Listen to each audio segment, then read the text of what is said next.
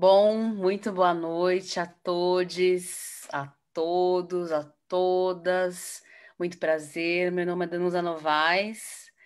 Eu sou aqui de São Paulo, artista periférica independente e a convite da Preto Império, eu estou aqui mediando essa roda importantíssima, com grandes mestres que fazem parte das nossas culturas tradicionais, das nossas populações tradicionais originárias. Eu fico muito feliz, agradeço também ao Centro Cultural da Juventude, que esse encontro faz parte, né, da virada cultural. Então, a gente está aqui participando e sendo, né, uma atividade dentro dessa programação, que é dentro também da FAUP, que é a Feira Agrourbana e Periférica, né? Então, dentro dessa iniciativa de junção de várias outras iniciativas que acontecem nos espaços periféricos de São Paulo, a gente está podendo ter a oportunidade de trazer grandes mestres para trocar e falar sobre alimentação. E também esse direito à alimentação, né? O direito à alimentação livre, livre de químicos, né? E o quanto a gente percebe que esse projeto de extermínio das populações ele foi bem arquitetado e o quanto a nossa saúde é pautada pela alimentação e o quanto a gente precisa conversar, dialogar, entender a importância disso nos nossos fazeres do dia a dia que acabam sendo atropelados por essa ideia, né, dessa cultura dominante que quer e continua a inserir ideais na nossa cabeça para a exterminação da nossa população. Então, eu não vou falar mais, eu vou abrir aqui o espaço para esses grandes mestres, pessoas que eu tenho um carinho enorme e de saber um pouco mais sobre as suas trajetórias e o quanto as iniciativas e quem eles são parte por esse processo de alimentação. Então, iniciando com o Nego Bispo, com licença aqui para chegar, abrindo aqui os caminhos para o senhor falar. Muito boa noite, direto do Piauí. Eu fico muito feliz de recebê-lo aqui e a palavra é do senhor. Fica à vontade. Então, vivas, vivas, porque todas as vidas importam. Então, na verdade, eu não estou no Piauí, eu estou no Quilombo, e o Quilombo é no Piauí.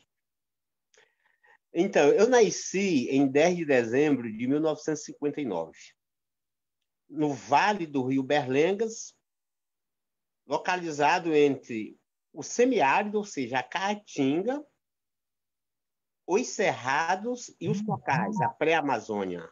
Então, nasci numa encruzilhada, numa confluência de biomas. Então, eu tive, sabe, a alegria de ser criado, me alimentando com frutos da época de vários biomas.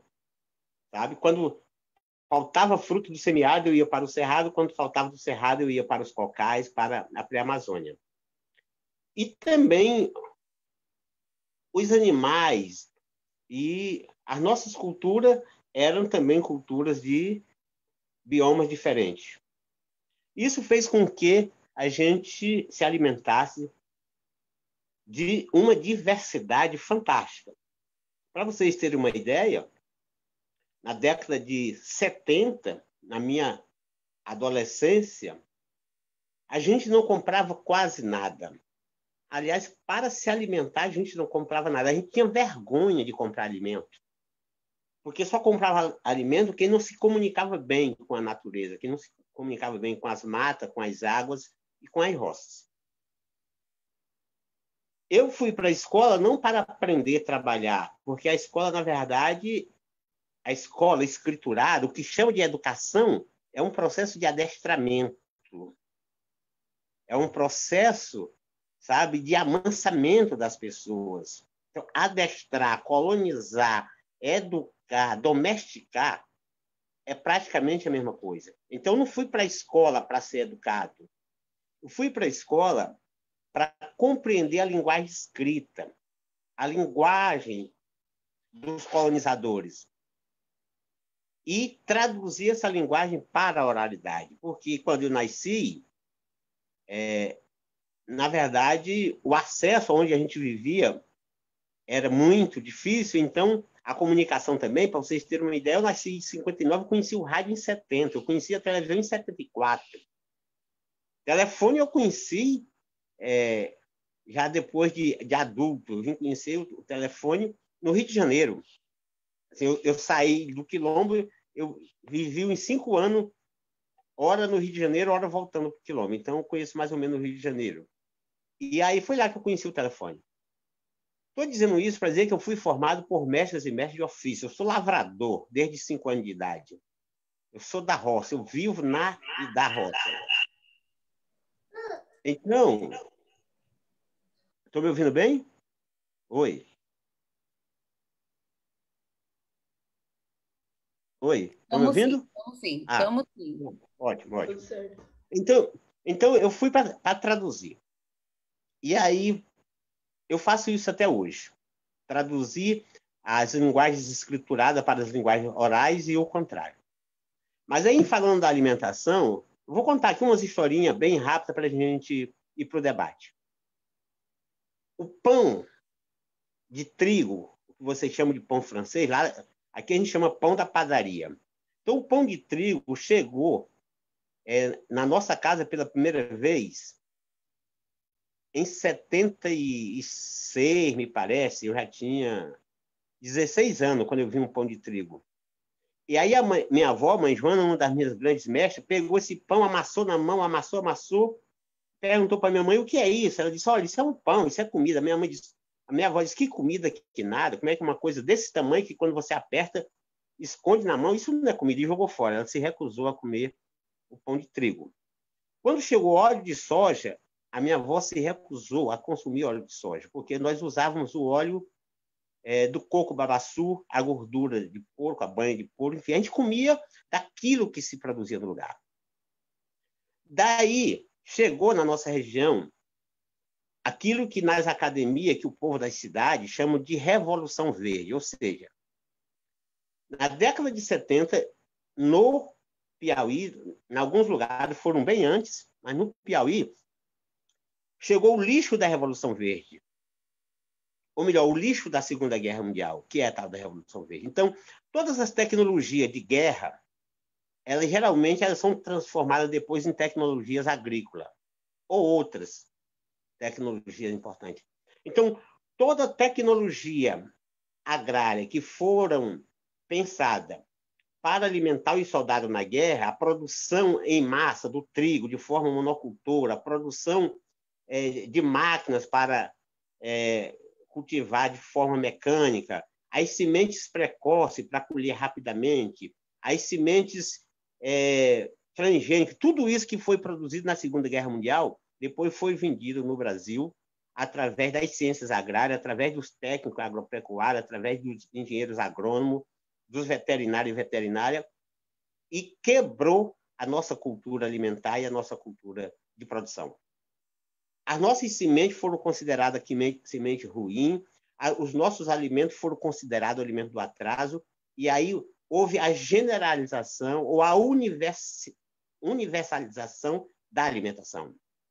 Nós tínhamos uma enorme diversidade de banana, vários tipos de banana. Hoje você entra no supermercado, você vê no máximo 2 variedades de banana. Nós tínhamos uma diversidade enorme de laranja. Hoje você entra no supermercado, na cidade grande, você vê 1, 2 variedades de laranja, e daí vai. Você tinha uma diversidade enorme de peixe. Hoje você está chegando nos mercados e você está encontrando tilápia e tambaqui. Você tinha uma diversidade enorme de galinha. Hoje você encontra um frango padronizado. Então, a monocultura vem trazendo o sistema monoalimentar e, portanto, vem adoecendo as pessoas. Eu discuto isso desde meus contatos com minha avó. Mas hoje, em que situação nós estamos nesse exato momento? As pessoas viciarem em comer pão de trigo. Aqui na Caatinga, ora, se aqui na Caatinga não produz trigo, por que eu tenho que comer pão de trigo? Se aqui na Caatinga não produz maçã, por que eu tenho que comer maçã? Se aqui na Caatinga não produz uva, por que eu tenho que consumir uva? Aqui tem coisas que equivalem a uva. O umbu nativo da Caatinga, tudo que você faz com uva, você pode fazer com umbu. A diferença é que o umbu é nativo, é saudável, não precisa veneno, não precisa nem ser cultivado. E daí vai. Os animais que se criam na Caatinga, adaptados a esse clima, são as carnes mais saudáveis que nós temos. A carne de porco é hoje considerada a carne mais saudável, mas um dia disseram que era a pior carne. A carne de caprino é uma das carnes mais saborosas do mundo, mas aí os colonialistas disseram que a carne cheira mal. Estou dizendo isso para encerrar dizendo que isso não é de agora, isso é desde o início da colonização. O ato de colonizar, ele começa por confinar os seres nos seus habitats naturais, nos seus territórios, por mudar os seus modos de vida e principalmente mudar a alimentação. Eu estou dizendo isso porque eu fui adestrador de bois. E a primeira coisa que um bom adestrador faz é mudar a alimentação daquele animal e dar para ele uma alimentação que vicia, que é para tornar ele dependente. Então, o sistema colonialista, eurocristão colonialista, ele mexe na nossa alimentação, substitui para nos deixar dependentes. A alimentação, que era para ser uma condição de vida, é uma arma na mão da sociedade eurocristã monoteísta. É só você ver a carta de Pero Vaz de Caminha. Pero Vaz diz que os povos originários desse lugar comiam uma batata, uma raiz chamada inhame, comia frutos, comia peixe, comia... A alimentação era super saudável, maravilhosa. Eles chegam a dizer que eles, eurocristão monoteísta, não conseguiriam chegar nesse nível de qualidade de vida por mais que se esforçassem. Mas, mesmo assim, pouca gente come inhame nesse lugar chamado Brasil. Por quê? Porque o inhame é uma comida que os povos originários usavam. Então, por que o milho produzido no Brasil é para o gado da Europa e não para o povo brasileiro? Por que se come mais trigo do que milho? Porque o trigo vem da sociedade eurocristã, monoteísta. O trigo é bíblico e o milho é dos povos politeístas, dos povos indígenas, dos povos africanos. Então, o milho não é bíblico. E daí vai. Por que se come mais carne de ovelha do que carne de caprino? Porque a ovelha é bíblica, o caprino não é bíblico. Então é isso. Essa fala inicial é para que a minha trajetória seja minimamente, vamos dizer assim, explicitada, e a partir de agora eu me disponibilizo para o diálogo.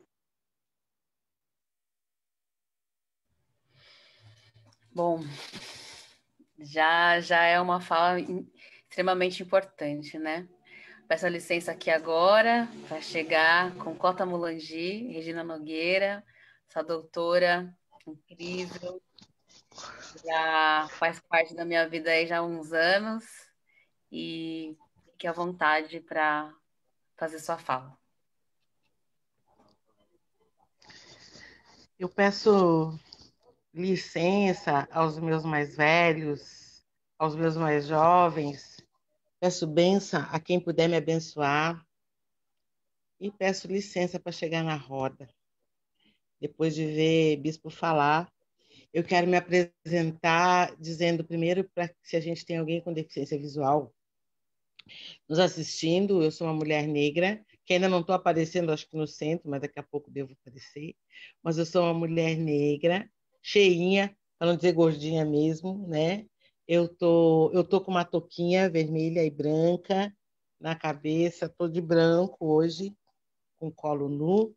Atrás de mim tem já os enfeites da casa, aqui de casa, de Natal, e eu espero poder conversar com vocês nesse sentido, assim, desse lugar de fala. Hoje, meu lugar de fala para falar de alimentação, eu falo como coordenadora nacional de um fórum que chama Fórum Nacional de Segurança Alimentar e Nutricional dos Povos Tradicionais de Matriz Africana. E vendo a apresentação do bispo, assim, eu nasci no Rio Grande do Sul, né? E hoje eu me apresento que eu sou uma mulher do povo banto, uma autoridade tradicional reconhecida pela natureza do povo bantu, nascida no Rio Grande do Sul, Brasil. E diferente desse homem que foi criado no campo, eu fui criada totalmente urbanizada, num quilombo que era a vila, né? A Vila Canela. Era assim que a gente se dizia, Vila Canela. E aqui na vila a gente era muito feliz. Não tinha internet, a gente não tinha ideia das desigualdades e nem das diferenças que a gente tinha. E nós fomos para a escola ainda com aquela frase muito triste para ser alguém. E aí a gente vai para a escola com essa concepção. E muito nova, eu fui para a faculdade. Para a faculdade com 16 anos fazer medicina. E me formei médica, né? Há 35 anos atrás. Eu tenho 35 anos de profissão. Mas o que fez eu despertar para quem eu era e que eu já era alguém foi a tradição de matriz africana. Foi esse espaço que preservou alimentação tradicional, alimentação não colonial, uma fala não colonial, a língua materna do nosso povo, a forma de organização política desse povo, que é o povo banto, mais ligado ao povo Lubumba, nós falamos Quimbundo, Kikongo, e que a gente hoje denomina a unidade territorial tradicional. Uma unidade desse povo que tem milhares no Brasil, que tem milhares na diáspora, que foram espaços preservadores desses que realmente se constituíram como espaços literalmente não colonizados, mas que a colonização entrou. E entrou ao ponto das pessoas acreditarem que aquilo era uma religião e que só deveriam usar e comer aquelas comidas quando estavam ali, naquele espaço. E como qualquer religião, quando tu tirava o pé dali, tu caía mergulhava no espaço colonizador, e aí nos tirava desse espaço de equilíbrio. Então, a gente se diz povo tradicional de matriz africana, então é um povo que tem essas características, uma forma de se organizar política, uma forma de falar, uma forma de se alimentar, um sistema alimentar próprio, e que hoje a nossa tarefa e missão na organização é decolonizar o pensamento de que isso é religioso, mas que sim, isso é uma herança de um povo que foi preservado ali e que ele foi preservado exatamente para nos manter vivos. Vivos com um conceito de vida que perpassa a ser aquele que consegue criar, recriar e multiplicar conhecimento. Então, enquanto nós estivermos recriando e multiplicando, a gente está vivo nesse processo. E tudo é vivo. Não é o ser humano o centro desses territórios ou desse povo. O centro desse povo é a natureza. Mas como foi enganado, mentido e dito que era religioso, as pessoas, às vezes, se sentem na ousadia de poder usufruir desse processo colonial como isso fosse bom. Então, eu fui conhecer uma galinha viva dentro desse território, uma galinha criada solta dentro desse território.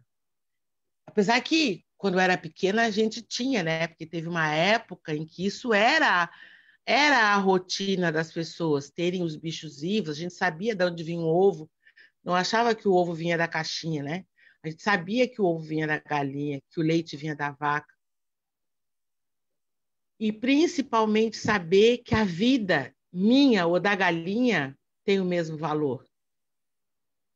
E que, portanto, quando eu abato uma galinha, eu tenho que, sim, pedir licença para que ela faça parte da minha cadeia alimentar, para me manter vivo, mas eu tenho que retribuir à natureza aquilo que ela está me dando.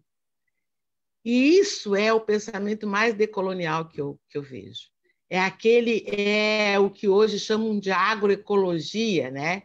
Aquele alimentação em que tudo é aproveitado e que não é o meio ambiente, mas é por todo o ambiente, em que eu alimento a larva, a bactéria, alimento o passarinho, alimento os animais, alimento a planta e alimento o ser humano também. E que eu só vou dar valor quando eu tenho que realmente abater. Essa semana, passeando pelo campo, uma filha minha disse, olha que bicho lindo, a vaca. Ai, mas que dó matar. Eu disse, pois é bom pensar assim, para a gente não comer carne e consumir carne como se fosse algo que não tivesse vida sendo perdida. A alface, quando tu arranca do pé, é uma vida que é perdida. Eu preciso retribuir, fazer a troca.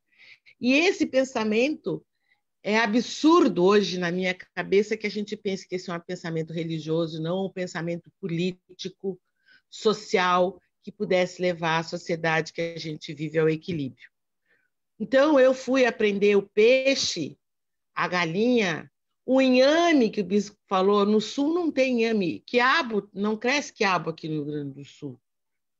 Eu nem sabia que quiabo dava flor, que quiabo tem uma flor linda e que ele cresce tão rápido e que a gente pode plantar e ter quiabo, para comer quiabo com a galinha que eu também cuidei.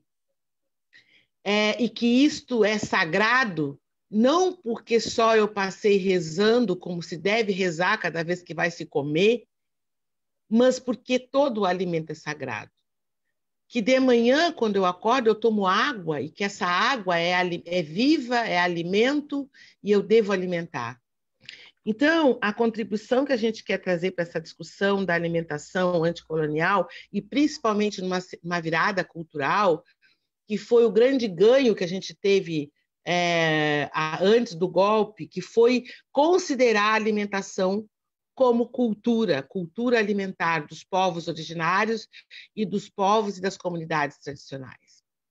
Infelizmente, essa questão de ser religioso, e eu sempre faço essa crítica, inclusive da esquerda, cair no engodo da discussão ser religiosa, deixou que territórios como os quilombos, esses alimentos não fossem utilizados porque eram taxados de religiosos. Então, fazer a comida no óleo, no azeite de coco de babaçu, ou fazer no azeite de dendê, são dois azeites vegetais com as mesmas propriedades. Mas o que é ligado ao azeite de dendê é ligado a uma cultura anterior ao cristianismo e anterior a esse processo de colonização, em que a gente plantava e comia aquilo que se tinha. Eu sou pediatra e eu costumo dizer para os meus pacientes, os que são de famílias que não comem carne, se a carne faz falta para as crianças. E eu costumo dizer, olha, é só alimentar como na nossa tradição. Na nossa tradição, a gente come carne quando nasce, depois com 1 ano, 3 anos, e depois de 7 em 7. E aí elas ficam me olhando, pensando o que eu estou dizendo. A gente tem que se alimentar com alimentos com alimento que não sofreu. Então, eu não posso ter agrotóxicos porque eu matei toda uma biodiversidade. Eu não posso ter hormônio porque eu mudo o corpo dos animais, dos vegetais, do milho, do grão. Por isso é que eu sou contra esses processos. Eu não economizo água porque eu sou ambientalista. Eu economizo água, não economizo, eu trato a água com devido respeito porque eu sou uma mulher das águas e da tradição de matriz africana. Então, eu acredito que essa conversa aqui, e que eu também não vou me estender para a gente poder parar e trocar realmente com as pessoas, é fazer a provocação de que isso que o bispo trouxe, que você uma pessoa do campo, uma pessoa que aprendeu, existe hoje, no Brasil e na diáspora forçada, espaços que mantêm tradições que podem nos salvar, se existisse salvamento, mas que podem nos levar a um equilíbrio mental, físico, biomítico, ancestral, porque foi o recado que o ancestral nos deu. Ancestral, quando dizia que a gente tinha que procurar um animal que não tivesse com o chifre quebrado, que não tivesse com a asa quebrada, ele só estava dizendo, se preocupe que aquilo que você comer não sofreu.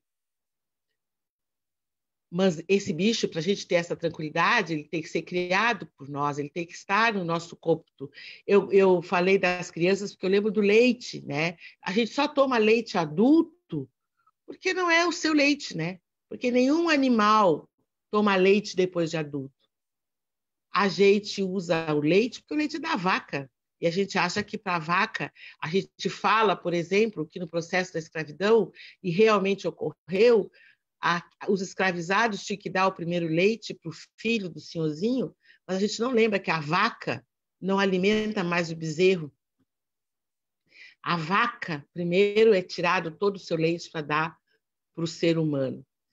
Então, a provocação aqui é que a gente pode recuperar, e eu posso dizer de testemunho que eu recuperei esse processo a partir da tradição de matriz africana, no dia que eu nasci de novo, no dia que eu deixei ou acoplei ao nome Regina Nogueira o Mulangi, Mona Quilimbequeta.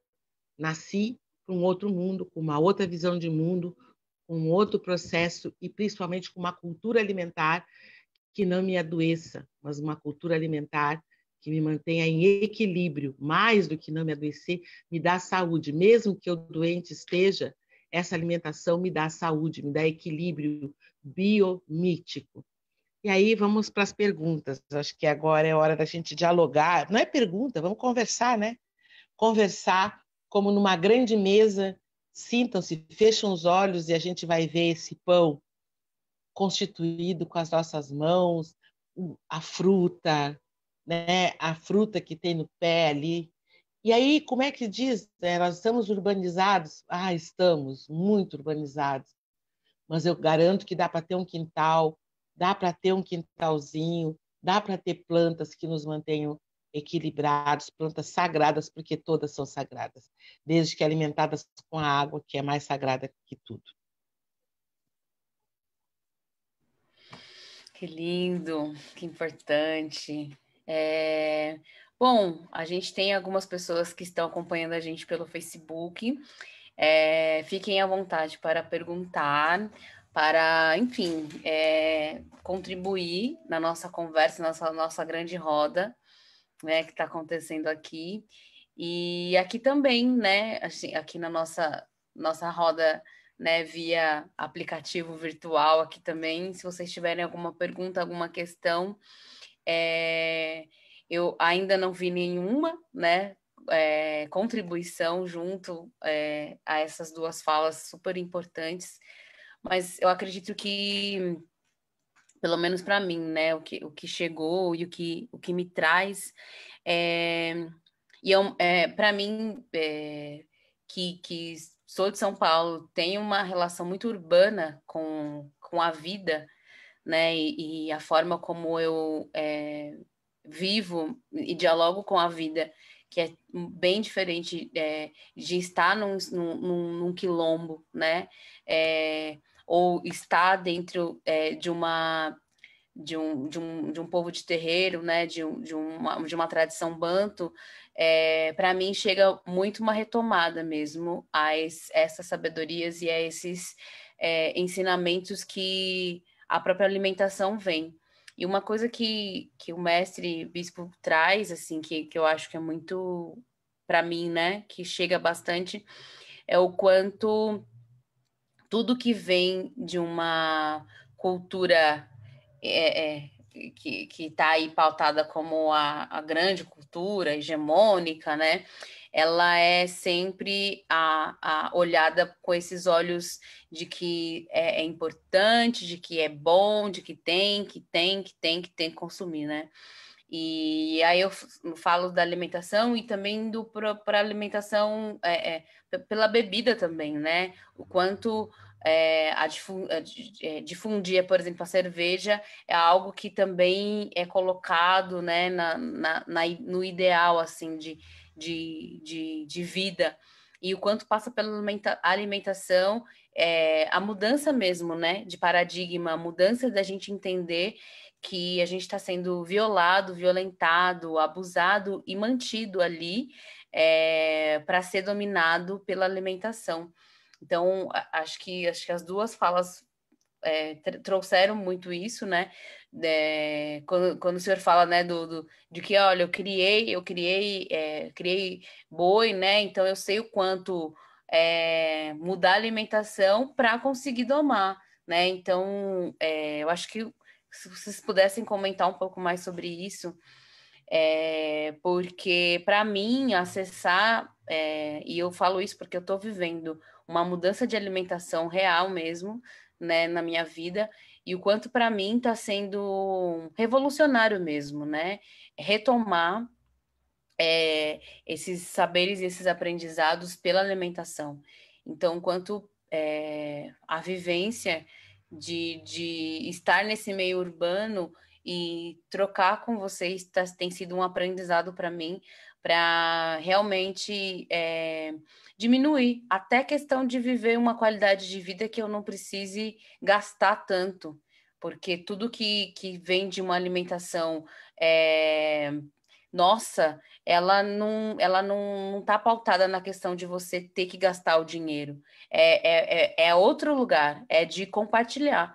Tanto que quando a gente chega na casa de qualquer familiar aqui, sempre tem comida, porque não é para faltar, né? Não é nesse lugar. Né? Quando a gente faz festa e tem fartura. E não é uma fartura de falar que tem, é uma fartura de falar que a gente está compartilhando alimento, a gente está dividindo, a gente está fazendo com que ele se multiplique para todo mundo, né? Então, acho que talvez vocês pudessem falar um pouco disso, assim. Acho que seria interessante. Não sei quem quer começar. Posso começar. A primeira coisa, falando de decolonização, é deixar a gente ser povo de terreiro. Porque quando tu diz terreiro, tu limita o meu espaço, né?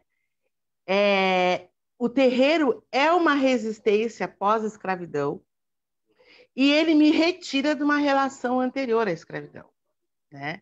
Então, por isso que a gente se autodeclara povo tradicional de matriz africana.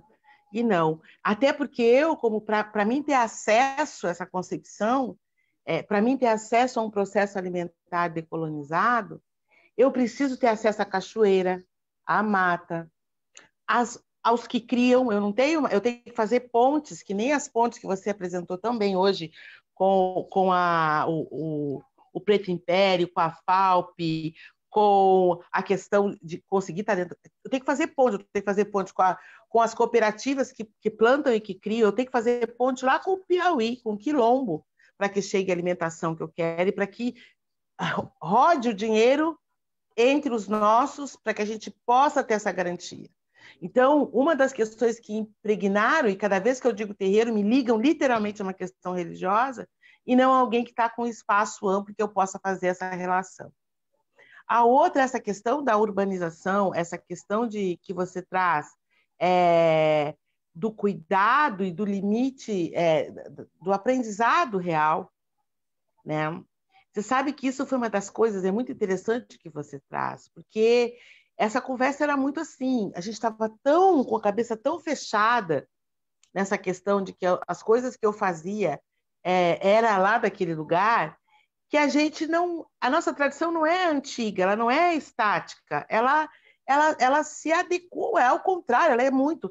Quando começou a pandemia, e aí começou a história de lavar, antes de chegar em casa, lava a mão, toma banho, tira o pé descalço, eu disse, gente, é o que a gente faz, só que a gente limitou como se isso fosse religioso. Se a casa é um espaço sagrado, eu não tenho que trazer sujeira da rua para dentro de casa. Ninguém bota o pé no lugar que vai o orixá de sapato, ou inquice, ou vodum.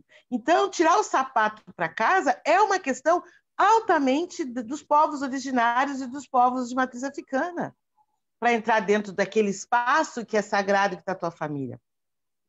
A história de lavar a mão, a gente sempre chegou e toma o seu banho e bota uma roupa nova para começar a fazer essas relações. E aí a gente foi ver o quanto essa tradição foi limitada e perseguida ao ponto da gente não ver que essa era uma forma de nós nos protegermos de todas essas questões. O bispo, quando falava, trazia a questão do porco e do cabrito. O cabrito, nutricionalmente falando, né, é o bicho que tem menos gordura insaturada, né? E aí, essa questão de como adestrar. Eu achei brilhante isso, Bispo. Macuyu, que é como a gente diz, né, na minha língua, quando eu aprendo alguma coisa com outra, eu digo Macuyu, meu pai. Porque isso, no navio negreiro, as pessoas dizem que a comida não tinha valor nutricional, só se o senhorzinho fosse muito ignorante. Não, o valor nutricional era muito bom. O que tinha era a quebra total de como se alimentar. A comida era tirada, era uma massa sem forma e que não podia ser comungada nem trocada. Ao contrário, tu começava a disputar a comida dentro do navio negreiro. E aí aquilo já começava a fazer uma irracionalidade. Irracionalidade não porque tu te aproxima do animal irracional, mas porque tu te afasta da tua humanidade. Existem humanidades, e uma das maiores provas de humanidades do povo tradicional de matriz africana é o alimentar junto, é o compartilhar. E tanto é assim que o cristianismo que nasce na África, a história de repartir o pão, não foi criado com os cristãos, ou de multiplicar os peixes. Isso são itãs nossos, são contos, histórias nossas, que de um pedaço de pão a gente dá para todo mundo. Então, na verdade, o adestrar... Eu tenho uma filha minha que diz que quem determina o que a gente come é o supermercado, porque eles sabem que tu vai com pouco dinheiro, então eles põem o menor preço na pior comida. Ah, não, eles não põem na pior comida porque eles sabem que a gente tem um ego, que a gente não quer ser o mais pobre. A gente não quer ser o pobre dos pobres. Então, eles põem o preço no meio. Então, eles sabem que tu vai escolher ali. E esses alimentos que estão no meio são os embalados pelo próprio supermercado. Então, eles não compram. Então, assim, é o arroz que está ali. Então, a gente costuma dizer, puxa, que será? Não vou dizer o nome aqui para não fazer divulgação ainda negativa, mas que será que está na oferta hoje do tal supermercado? Porque é isso que a gente vai comer. Porque a gente não planta, porque a gente não cria, porque a gente não troca com o vizinho, né? Porque a gente perdeu essas questões. Obrigada. Então, primeiro, é dizer que pela linguagem escriturada, eu só estudei até a 8ª série. Mas em 2007, convidado por muitos amigos e amigas, nós escrevemos um livro, que na verdade não é um livro, é uma relatoria dos saberes ancestrais, com o título Quilombos, Modos e Significados. Em 2015, nós reeditamos esse livro e hoje ele está disponível em PDF na internet, porque na nossa compreensão, o saber não pode ser mercadoria, o saber tem que ser compartilhado. Então, nós colocamos ele na internet com o título Colonização, Quilombos, Modos e Significações. Esse livro ele traz uma coisa que eu não chamo de conceito, eu chamo de palavras germinantes, porque eu sou lavrador. Eu não sou lavrador só de grãos, eu sou também lavrador de palavras. Quando eu escrevo, eu estou transformando letras em sementes que vão nascer como palavra pelas bocas dos leitores, vão crescer nas mentes em forma de ideia e vão alimentar todos os sentimentos. Daí a importância da escrituração para mim. Então, as palavras germinantes que estão nesse livro, eu estou dizendo porque ele está disponível, são confluência. Porque, na minha compreensão, a confluência ela é um lugar onde a gente chega movido pela transfluência e explica por que os povos africanos trouxeram de África tudo aquilo que tentaram lhe proibir, inclusive a semente, inclusive os modos de vida, inclusive a capacidade de transformar a linguagem colonial numa linguagem própria nossa. A gente fala a língua portuguesa, mas a gente geralmente usa palavras que são fracas para eles e são fortes para nós. A gente enfraquece as palavras dos colonialistas e fortalece as nossas. Então, aí nós também falamos de biointeração e de várias coisas, mas nós narramos uma casa de farinha, um engenho de rapadura, uma pescaria, enfim. Eu estou dizendo porque, nesse livro, nós estamos trazendo algumas questões muito interessantes da nossa geração avó. Mãe Joana me dizia, por exemplo, meu filho, pesque apenas os peixes que você precisa para comer até a próxima pescaria. Porque o melhor lugar de guardar os peixes é no rio. Porque lá eles continuam crescendo e se multiplicando. Arranque apenas as raízes da mandioca que você precisar para fazer o beiju, para fazer a farinha. Porque o lugar de guardar a mandioca é na terra, porque lá a raiz continua crescendo. Então, essa é a nossa relação cosmológica, a nossa relação com o cosmo. O tio Norberto dizia, cada vez que você for pegar o boi para arar a terra, peça ao boi, por favor, porque ele não precisa trabalhar para comer. Ele está lhe fazendo um favor. Não bata no boi.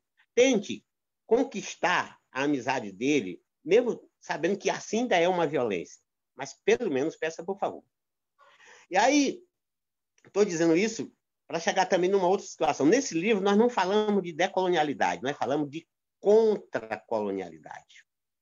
Em 2015, eu nem tinha ouvido ainda falar na palavra decolonialidade. Eu não sou um leitor. Eu pouco leio, eu sou um conversador. Mas nós estamos dizendo contracolonialidade. Sabe por quê? Porque o colonialismo é perene. Ele nunca parou. Então, quem fala em pós-colonização tem preguiça de pensar. Como é que você vai ter pós-colonização se cada vez mais a Europa se unifica através de um pensamento monoteísta eurocristão? Porque, assim, o cristianismo que nasceu na África não foi o cristianismo monoteísta. Foi o cristianismo politeísta. Então, o que é que o europeu fez? Colonizou Jesus. Tirou Jesus da oralidade e levou para a escrita. Escriturou. Olha, são pessoas que nunca viram Jesus, que nem Paulo escreveu por Jesus. A Bíblia é o mais importante instrumento do colonialismo. Pode pegar todas as constituições nacionais, que são constituições fundamentadas a partir da Bíblia, pela lógica do trabalho. A esquerda não é diferente. A esquerda é tão cristã quanto a direita. A diferença entre Karl Marx e Jesus Cristo é que Jesus Cristo era poli e era da oralidade. Jesus falou e o povo escutou. Karl Marx era mono, linear, vertical. E otário. Ele escreveu, o povo não leu. Os quilombos não leram Karl Marx, mas os quilombos escutaram Jesus. Os quilombos são trajetórias de luta contra o colonialismo. A decolonialidade, ela é importante, porque se nós somos polo, tudo que existe é importante. Mas como é que eu compreendo que a decolonialidade tem que acontecer? Tipo, Boaventura Souza Santos, que é um dos bambambam da decolonialidade, ao invés de Boaventura Souza Santos vir aqui no Brasil ensinar para nós como é que nós temos que enfrentar os colonialistas, ele tem que ensinar a geração neta dele a não atacar a minha geração neta. Mas isso eu já disse para ele. Fica lá na tua Europa, meu irmão. Aconselha os teus para não virem aqui, porque eu vou aconselhar os meus para se defender dos teus. Eu não preciso dos teus ensinamentos, mas também não preciso te ensinar. Agora, eu vou ensinar a minha geração neta a andar sempre preparada para transformar as armas de vocês em defesa. Porque eu aprendi com o mestre, tio Antônio Márcio. Ele disse, meu filho, transformamos as armas dos inimigos em defesa para não transformar a nossa defesa em arma. Porque quem só tem arma só ataca, quem só ataca não se defende, perde. Então, voltando para a questão da alimentação, para dizer o seguinte, a partir de 2015, a discussão que eu tenho feito, a partir das confluências, é lugar de preto, de afro-diaspórico, de afro-indígena, lugar de povos originários. Nosso lugar é no nosso território. Só que o nosso território ele não é apenas físico, ele é cosmológico. Quando eu cheguei na Brasilândia, em São Paulo, eu estava no quilombo. Porque o quilombo vai comigo para onde eu vou. O quilombo é o meu próprio corpo. É cosmológico. É o vento. É a água. É as luzes. Então, voltando para a questão do alimento, tudo é alimento. Uma imagem bonita, assim. Quando eu chego na minha roça, pronto, vou dizer de Mãe Joana. Mãe Joana dizia, meu filho, o arroz está chiando. Eu falei, ainda não. Assim, eu ia para a roça todos os dias, visitar a roça e dar notícia para a Mãe Joana. Aí quando dizia, Mãe Joana, o arroz está chiando, ela botava a mais bela roupa.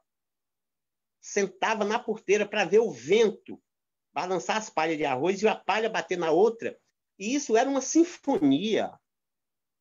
Então, a mãe Joana ficava 2, 3 horas só ouvindo a musicalidade, a música do arroz. E isso é um alimento, porque nós temos vários sentidos, então nós nos alimentamos por todos os sentidos. Então, é dizer que, na minha compreensão, o que é que nós temos que fazer?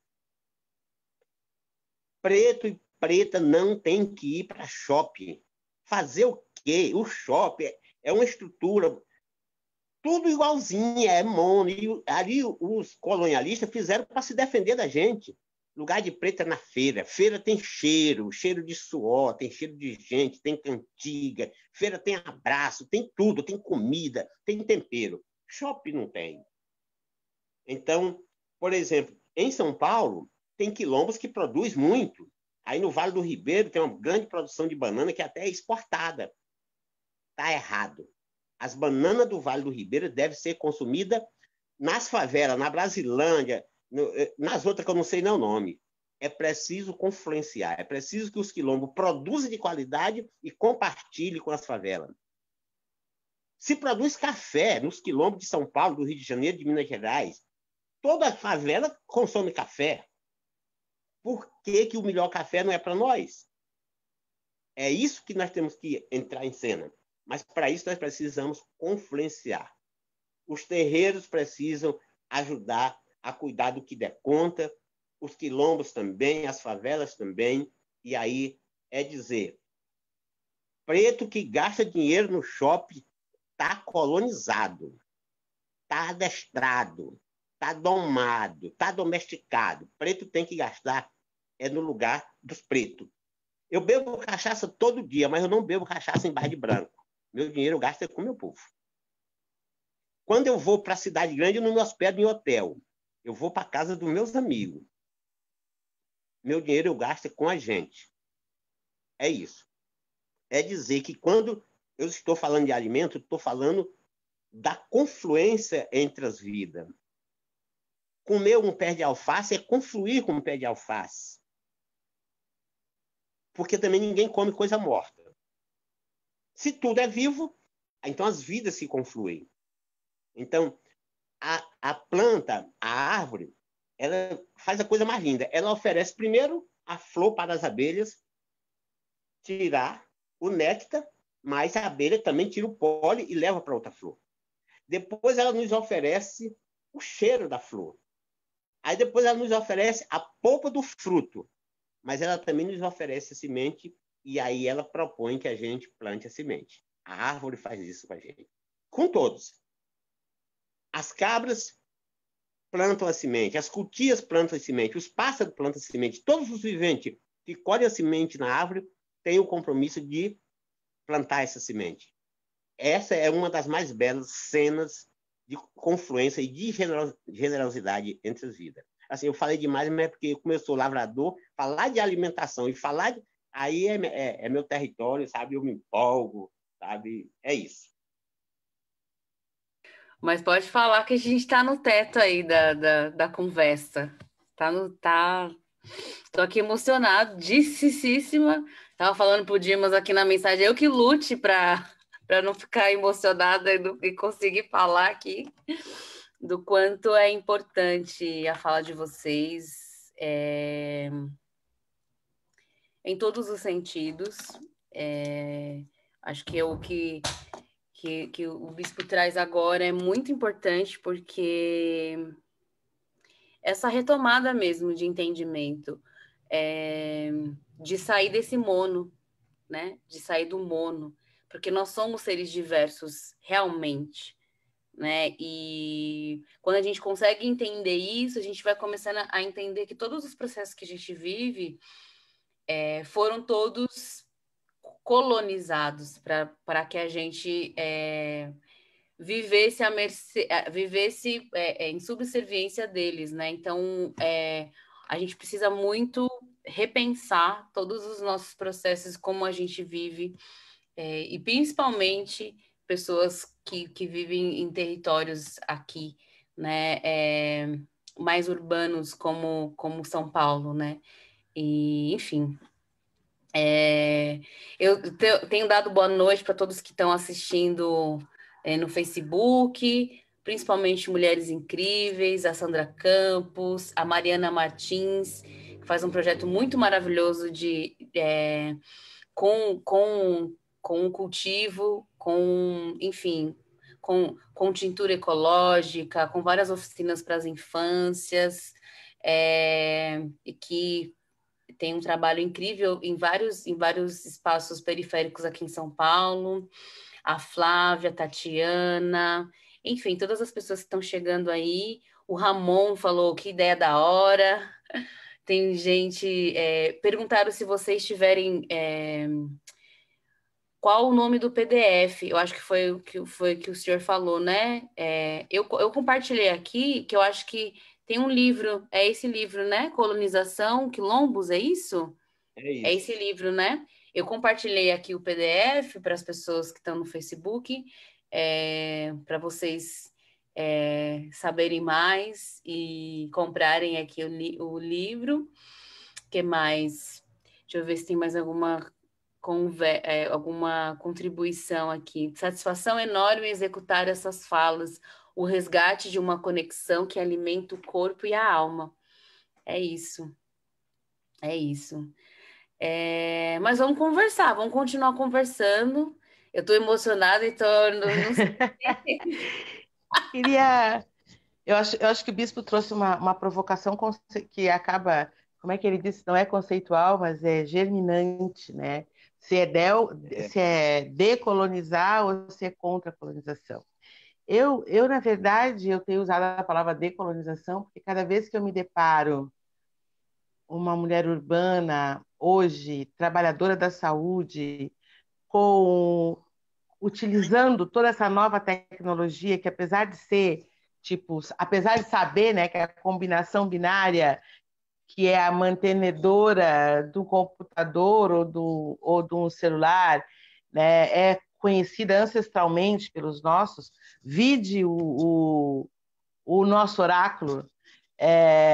Hoje o meu neto estava vendo o oráculo e dizia: vó, mas é assim? Isso sim, é só uma combinação binária em que a gente tem códigos colocados, e essa combinação binária é graças a isso que você está vendo aqui nessas pedrinhas de búzio, nesse oráculo, que existe um computador. Apesar de saber isso, eu achei super interessante, pensei super interessante o fato de usar aquilo que eles usam para nos atacar como defesa, mas isso para mim é decolonizar, não ir contra. E aí eu acho que é uma boa provocação para a gente germinar na questão. Assim como eu acho totalmente colonizador usar quilombo com QI e não com K, né?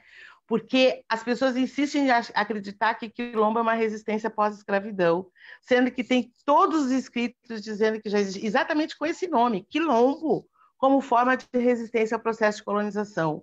Então, nós temos feito uma grande caminhada para que a gente comece a tirar o QI e usar quilombo com K, né? Porque o quilombo com K tem tudo isso que o bispo disse para mim, tudo isso que o bispo disse. Uma cosmologia, uma cosmovisão, uma forma de se alimentar adequada, mas não seria totalmente evangelizado como está hoje a grande maioria dos quilombos, né? Evangelizado exatamente por um processo neopentecostal em que o tambor não pode ser tocado. Estive em quilombos em que o tambor não pode ser tocado. E aí, se o tambor não pode ser tocado, como é que eu estou alimentando essa natureza? A partir de que olhar e de que visão? Então, assim como tem unidades territoriais tradicionais nossas, em que é só comércio, e que, na verdade, a alimentação se transformou, e que não são nossas, né? São pessoas que se dizem mas que estão longe, se afastando. Eu acho que este é um desafio para a nossa alimentação tradicional, a alimentação contra a colonização ou decolonizadora, é manter as diferenças, porque elas sempre nos alimentam, mas, ao mesmo tempo, não ser confundido. E poder deixar com transparência e nitidez para quem está nos ouvindo de que nós estamos falando deste lugar. E que, se vocês encontrarem qualquer coisa diferente disso, pode ser qualquer coisa, menos tradição, menos um quilombo com essa concepção cosmológica, porque eu acho que essa responsabilidade a gente também tem que ter. Porque, na verdade, esse processo de colonização é tão destruidor ele se sente ameaçado, e quando ele se sente ameaçado, que aconteceu com a destruição das unidades territoriais tradicionais do Rio de Janeiro, é disputa de território, é pelo mono, como diz o bispo, é pelo mono. O morro tem que ser um mono, tem que ser só daqueles donos. Eles não podem receber pessoas diferentes, vir pessoas diferentes, comerem coisas diferentes. Os presídios se transformaram assim. Aqueles que estão hoje com restrição da sua liberdade, não só da liberdade pelo que cometeram, pelo crime que cometeu, mas eles também estão sob uma égide alimentar cruel, em que muitas vezes, além da alimentação que é servida como nos navios negreiros, não sem valor nutritivo, porque eles também precisam daquela mão de obra, mas como uma forma que não é de compartilhar, que não é... Porque poderia ter plantações, poderia ter toda essa concepção. Mas as mulheres, por exemplo, que vão, muitas vezes têm que levar a marca, inclusive, do alimento que é permitido naquele lugar. Então, nós estamos... Ontem alguém discutia qual era o conceito de liberdade. É uma coisa muito difícil de conceituar. Mas eu ouvi de uma artista negra americana que liberdade seria estar dentro de um lugar, ter a chave e resolver não usar e ficar com os seus. E só usar a chave quando todos aprenderem tiverem a chave e decidirem coletivamente a sair lá de dentro. Isso é total liberdade. Então, eu concordo que hoje, ouvindo o bispo, assim, quando ele diz essa coisa do shopping, eu fico imaginando como é que isso chega que a gente, infelizmente, né, bispo, a gente negocia não desse formato que você disse, não com a arma que eles usaram para se defender, mas a gente usa a arma deles exatamente como eles querem, contra nós mesmos. Então a gente brinca que festa de Cosme e Damião, por exemplo, que antes a gente tinha caruru, canja e muita fruta. Mas aí os caras resolveram que tinha que ter cachorro quente, refrigerante, porque se não tivesse isso, as crianças não iam comer. E eu sempre digo, mas como é que você concorre com o inimigo, trazendo o inimigo para dentro de casa, criatura?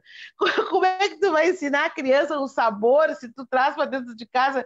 Quer dizer, a gente vê hoje aqueles barcos levando nas comunidades indígenas, nas aldeias, levando por dentro da Amazônia. Então, assim, o que a gente está discutindo aqui, realmente, eu também gostaria, a alimentação, ele é realmente essa oferenda.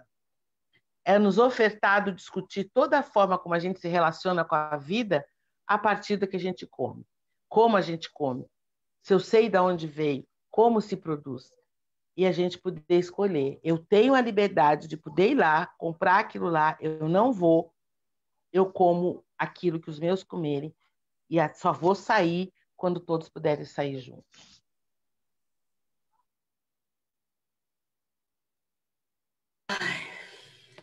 Se quiser conversar, vamos conversar, bispo. Vamos trazer aí Então, essa história da palavra germinante. Como eu fui um adestrador, né, e aí eu repito, olha só, como é que eu faço para adestrar um boi? Eu confino o boi numa área de terra, eu cerco ele ali, ou eu tiro ele dali e levo para um outro cercado. Eu prefiro tirar dali. Eu preferia quando eu fazia isso. Hoje eu já não estou fazendo. Levava para outro lugar. Sabe o que eu fazia? Na sequência, botava um nome no boi. Ora, um dia eu me peguei chamando um boi de canário. Bom, eu nem sei se boi gosta de ser chamado de boi, mas ser chamado de passarinho, pior ainda. Como é que eu vou chamar um boi de canário? Mas era isso. Aí você tira a relação dele com o seu sagrado. E aí você muda a alimentação para deixar ele viciado. Você dá uma alimentação mono, repetida. Você repete a alimentação que é para viciar. Depois que você fez isso, aí você coloca ele à sua disposição. Depois você ainda faz mais do que isso. Se você quer pegar um outro boi e adestrar mais fácil do que esse que você já adestrou, aí você pega esse que está adestrado e leva e dá comida para ele na frente dos outros não adestrados. Que é para os outros pensar que você é bonzinho. E aí, no primeiro momento, os outros não vêm, mas de tanto você repetir, os outros vêm. Então, o colonialismo é isso. Mas tem uma coisa muito importante nessa questão da alimentação.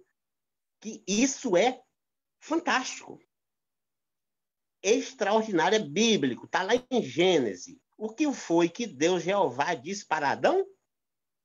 A terra será maldita por tua causa, porque tu me desobedeceu, porque tu comeu da fruta proibida. A partir de agora, tu haverás, olha essa frase, tu haverás de comer com fadiga do suor do teu rosto. As ervas serão daninhas, e tu haverás de comer as ervas do campo, as que tu produzir.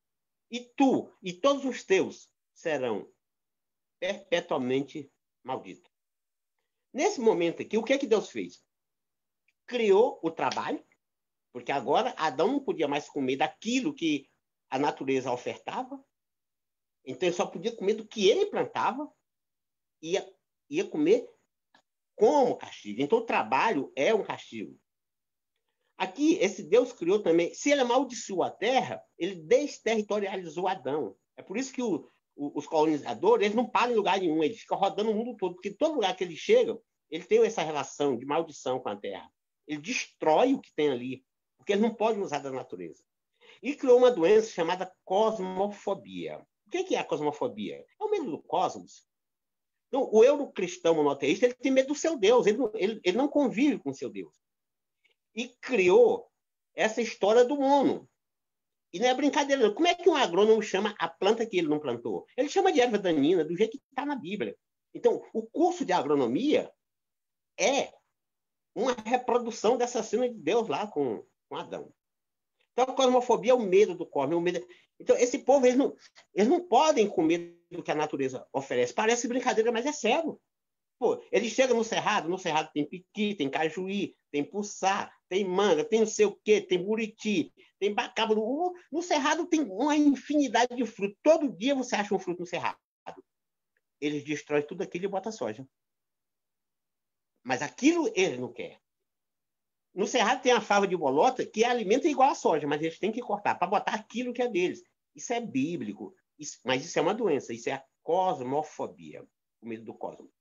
Daí a tentativa dele de oferecer para nós também isso. Eles querem que a gente coma a mesma coisa que eles comem. Isso é ser mono. Então, vou falar dessa parte também muito interessante, da evangelização dos quilombos. Eu gosto dessa parte, eu adoro essa parte. Sabe por quê? Eu não sei até agora se os evangélicos estão invadindo os quilombos ou se eles estão sendo invadidos pelos evangélicos. Ou se os evangélicos estão sendo invadidos pelos quilombos, eu não sei. Porque eles já estão fazendo capoeira gospel, eles já estão tocando até reggae nas cantigas deles, eles já estão tocando samba, eles já botaram o tambor. Eles mandaram tirar o tambor, mas eles já estão botando o tambor também. Então, eu estou dizendo isso porque eu conheço um quilombo que é evangélico desde 1930. Aí, nesse quilombo, e aí eu vou dizer o nome do quilombo, é o quilombo Mumbuca, lá em Tocantins, lá no Jalapão, que faz o belo chapéu de capim dourado, e eu tive a alegria de assistir a defesa de uma dissertação na UNB, uma dissertação de mestrado, e o título da dissertação é Uma escrita contra-colonialista do quilombo Mumbuca. E essa escrita ela foi feita por várias mãos. Eles criaram um grupo de pesquisa para poder escrever essa dissertação. E para a defesa vieram 5 mulheres, me parece que foi 5, jovens, quilombolas. E elas começaram a falar dela dizendo, olha, nós somos evangélicas, mas nós somos politeístas. Está escrito. Nós somos evangélicas, mas nós somos politeístas. De que vale o pastor não deixar tocar tambor se ela se sente politeísta? E eu conheço o povo lá. E lá o povo usa as ervas. Então, o pastor pensa que sabe tudo. E que ele continue pensando qual é o problema. Os nossos segredos são muito mais importantes do que as nossas, vamos dizer assim, comunicações. Os nossos segredos são mais importantes do que as nossas comunicações. Então, o que eu digo é o seguinte, enquanto existir tambor, mesmo que não seja no quilombo, o pastor pode vir com sua Bíblia retangular, porque ela não gira. Né? Se ela fosse importante, ela emitia o seu próprio som. Esse é que é o problema. O som da Bíblia tem que sair pela boca do pastor. E o som do tambor, não. É outra história. O tambor tem vida que a Bíblia não tem. Então, o contracolonialismo também é até isso. Nós podemos ser evangélicos, sim. Sabe por quê? Que nós somos poli. Os evangélicos é que não podem ser do candomblé, porque eles são mono. Eles é que não podem ser da Umbanda, porque eles são mono. Então, se eles estão tocando tambor, eu não sei não. Eu boto fé no nosso povo. Boto muita fé, até porque eu andei um dia aí sendo meio cercado por umas pistolagens, umas lutas, né, pela regularização de alguns territórios aqui, e aí eu tive muito tensionado, muito, muito. E aí um dia eu cheguei num terreiro e Exu me chamou para beber, e Exu disse assim, nego bispo, cuida da terra e da mata que a gente cuida de você. Isso foi em 2017. Desse dia para cá, nada mais deu errado na minha vida. Nada, nada, nada. Caramba, na minha roça nasce até o que eu não planto. Entendeu? Então, eu acho isso. Eu acho que, se você quer chamar de decolonialidade, que chame. Eu prefiro chamar de contracolonialismo, mas não me incomoda com quem chama de decolonialidade. O que eu quero saber é como é que nós estamos nos comportando. Agora, isso eu quero saber. Porque se você diz que é decolonial, mas você se hospeda em um hotel de 5 estrelas, se você vai com sua família para almoçar ou jantar no shopping, ou lanchar no shopping, se você calça tênis de marca, do mais caro possível, e você não compra o artesanato do seu povo, dá licença. Você não é decolonial, não. Você é colonizada. Ou você é colonizado, você é adestrado. Mas, assim, eu acho que a decolonialidade é importante, mas a decolonialidade é uma coisa da academia.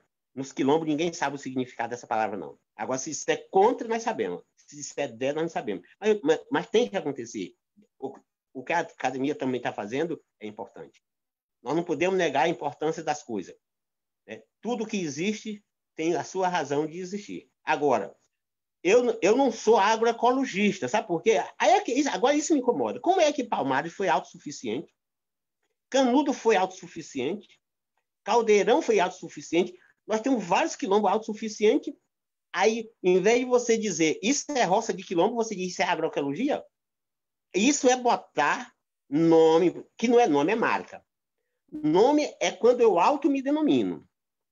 Enquanto eu não dizia que era quilombola, eu não era quilombola, mesmo que você dissesse. Mas agora que eu digo que eu sou quilombola, eu sou. Mesmo que você diga que eu não sou. A autodenominação é nome. Agora, o que não é autodenominação é marca. A agroecologia é marca, permacultura é marca, roça é nome. Eu vou para a minha roça, eu sou lavrador, eu lavro na roça. Eu não sou permacultor, eu não sou agroecologista, eu sou lavrador. Ponto. Sem adjetivo. Porque essas coisas... Quando você adjetiva uma palavra é porque ela está enfraquecida. Enquanto a palavra está forte, não precisa adjetivar. Adjetivo... Aí tem tanto adjetivo que desenvolvimento sustentável é desenvolvimento sustentável, economicamente correto, politicamente não sei o quê, naturalmente... Aí pronto, aí você passa um dia dizendo, e é como diz uma senhora lá de Mumbu, que diz assim, a gente diz uma palavra e esse povo da academia escreve um livro. E esse povo da academia escreve um livro que não diz uma palavra. É isso. Macuyu, meu velho, Macuyu. Eita! Que ainda bem que está sendo gravado, porque é saber para mais de metro, é saber absorver, para absorver pelos sentidos, para entender de outros âmbitos. É só isso que eu tenho para falar mesmo, é de reconhecer essas importâncias mesmo, de entender e seguir de uma forma mais entendida do que a gente é, do que a gente foi, do que a gente vai ser, né? A gente está vivendo esse momento. O povo fala que é fim do mundo, que tá tudo, né? Que tá tudo virado de ponta cabeça. Eu penso que é para ter o nosso levante, que é já um levante que já existe, ó, há muito tempo, que são essas sabedorias que se perderam aí, né? Que não tão mais entendidas, e que as pessoas é isso. Tem gente que vai ouvir e falar, eu não quero seguir isso, não, mas pelo menos eu que estou aqui ouvindo vocês, eu estou bem antenada e bem sentida e aprendendo e querendo levar esse saber, me aquilombando cada vez mais, né? Entendendo esse corpo quilombo, entendendo a minha identidade como pessoa de terreiro, né? De tradição, mesmo não vivenciando de fato, mas sabendo que essa tradição me segue junto comigo. E é isso. A gente está caminhando para as palavras finais, né? Que o nosso teto é até às 10h30. Das conversas que a gente estava tendo pelo Facebook, eu não sei se tem mais uma. Tem um. O Jackson Ramos falou assim: fogo no colonialismo. E a Sandra falou: verdade muito verdadeira. É isso. A Mari complementa: gratidão por poder ouvir essas falas. Eu também sou agradecida, Mari. Muito, demais.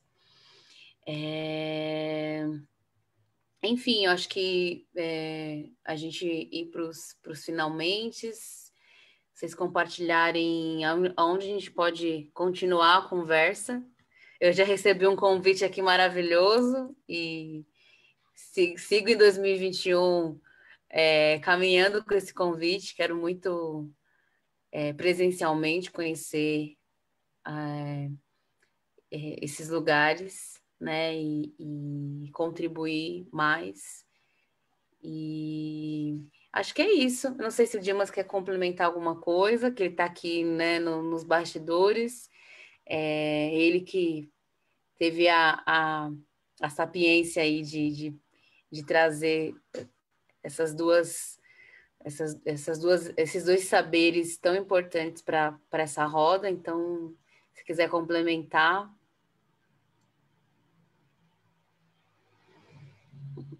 Nossa, eu tô sem palavras também, tô aqui, tava conversando, mandando mensagem para Danusa, sem saber como lidar. Acho que foi uma prosa muito além do que, né, a gente podia imaginar, sentir. Mas é isso, sempre, até postei agora, é uma nutrição que fortifica a gente. Eu acho que para além também da gente falar especificamente, né, do alimento, do cultivo, além da gente plantar, esse cultivo de palavras, né, que o mestre traz, é fundamental para que a gente...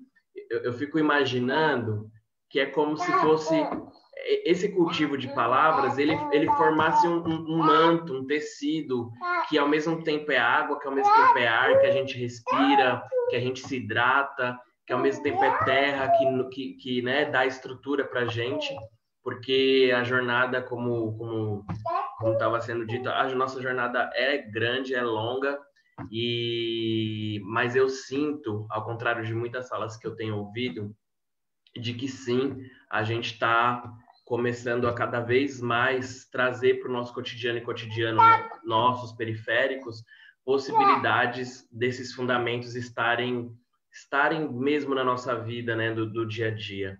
Então, eu agradeço muito essa nutrição que vocês trazem hoje, agradeço imensamente cada palavra que foi dita, e espero que esteja reverberando em quem está assistindo também. E vamos mergulhar. Estou muito feliz por esse começo de feira agro-urbanas e periféricas, né? Realmente foi uma costura muito sensível no sentido assim, eu não sabia o que eu estava fazendo, né? Não fiz de caso pensado e proposital, mas foi feito, né? Foi feito. Porque a gente não trabalha só no nosso racional, né? A gente não trabalha sozinho. Então, muito contente com esse presente aí que se teceu e que vamos tecer até às 7 do domingo e vai ficar para todo mundo assistir e trocar essa ideia. Obrigado. Eu que não queria falar nada.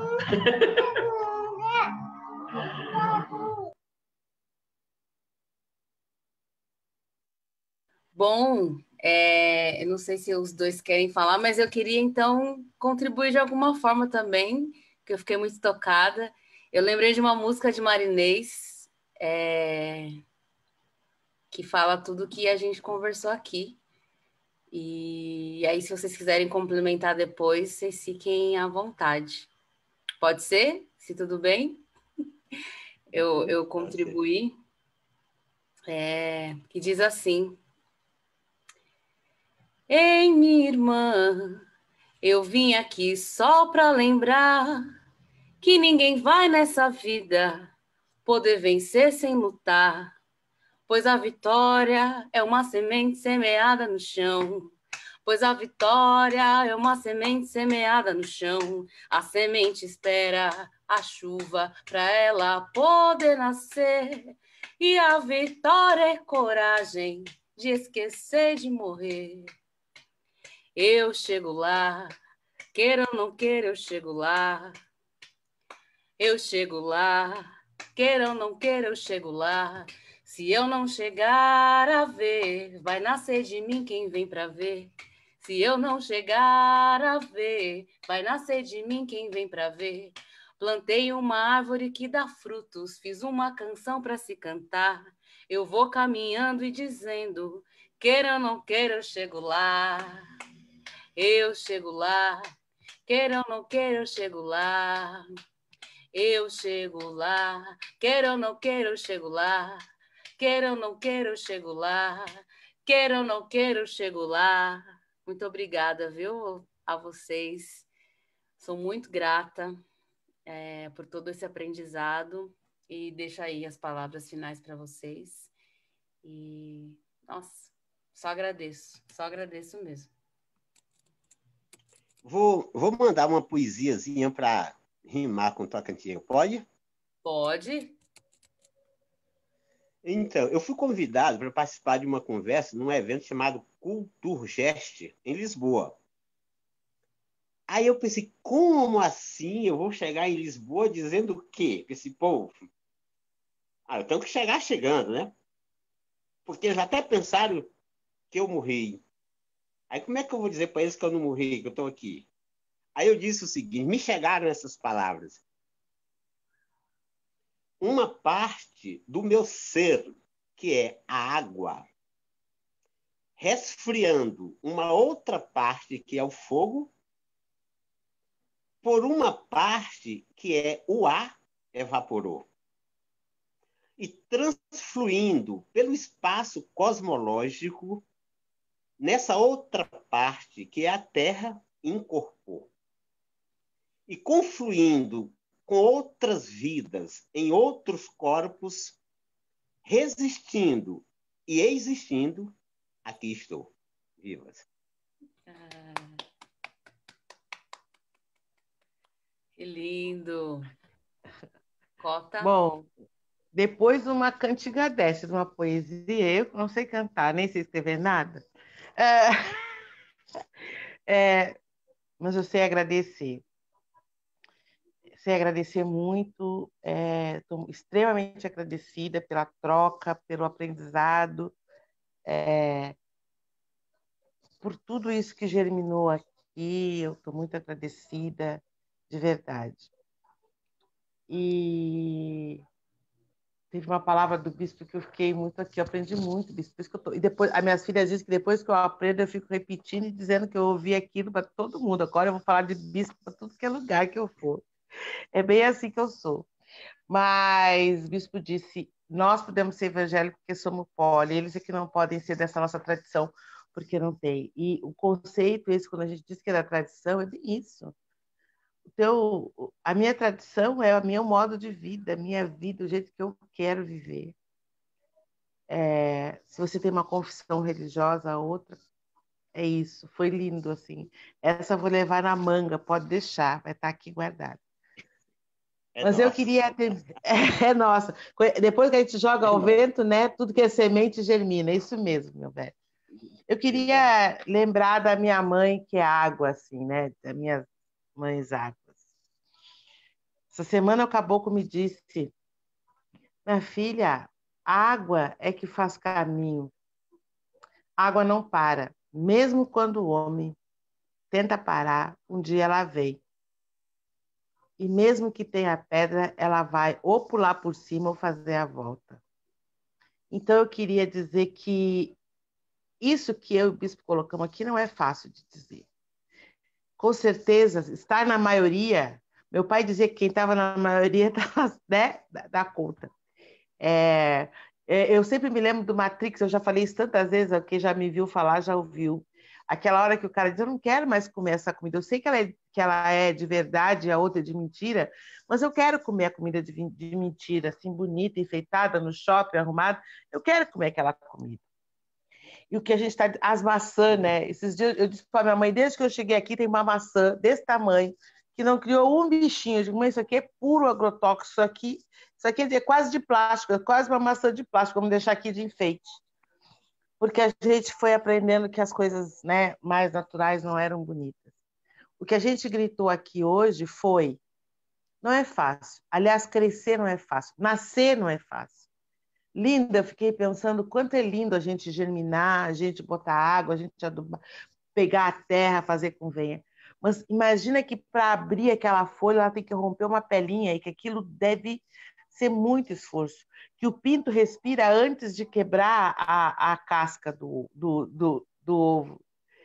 Para a gente crescer dói, não é fácil. O que a gente está dizendo aqui, apesar da gente, mesmo o bispo que vive, nasceu e viveu, eu que não nasci nesse mundo, mas que fui nascida de novo depois de uma outra visão de mundo, não é fácil. Todo mundo te critica, todo mundo diz que está errada, todo mundo te convida e faz. O colonialismo, o capitalismo selvagem, ele tem vários agentes, eles te pegam pela mão, eles te levam. Eles dizem, só um pouquinho, vamos ali no shopping, só um pouquinho. Então, eu quero dizer para todos e todas que sejamos água, que não paremos no caminho, que os obstáculos e todos esses convites a gente vai superar. Nós vamos recuperar o nosso equilíbrio biomítico, ambiental, ancestral. É o que a gente deseja. Acho que foi o que a gente se esforçou bastante aqui de passar. Muito obrigada pelo convite ao Preto Império, à FAUP, a cultura, a própria Secretaria de Cultura, com essa possibilidade de vocês estarem executando esse projeto e da gente estar aqui. Eu só fico agradecida. Muito obrigada. Vida a todos nós. Sim, agradeço demais, demais, demais. A todas as pessoas que assistiram até agora, muito obrigada. Carimá que apareceu aí, a Cláudia, todas as pessoas que estão assistindo e que ficaram com a gente até o final, Mariana, a gente só agradece mesmo. E relembrar que essa é uma jornada, né, uma virada cultural, então segue aí Noite Adentro. Então você que está acordado, que quer participar das oficinas e das ações, é só caminhar a jornada dentro, né, que está acontecendo. E se quiser saber mais no Instagram ou no Facebook do Centro Cultural da Juventude ou do Preto Império, vocês têm mais informações. E é isso, eu me despeço por aqui dessas duas mediações que foi com vocês e anteriormente com os grupos que estão também trabalhando alimentação aqui nas quebradas da Zona Norte. Fico muito grata pelo convite. Estou emocionada, estou chorosa, também sou das águas. E quero muito agradecer essa oportunidade e dizer que a gente segue, né? Seguimos e precisando também, estou aqui à disposição para troca, para criar pontes e conexões aí com os nossos, né? Muito obrigada. Adorei a conversa. É isso. Obrigado e benção aí aos mais velhos e aos mais novos. Vamos que Deus vamos. abençoe. Amém.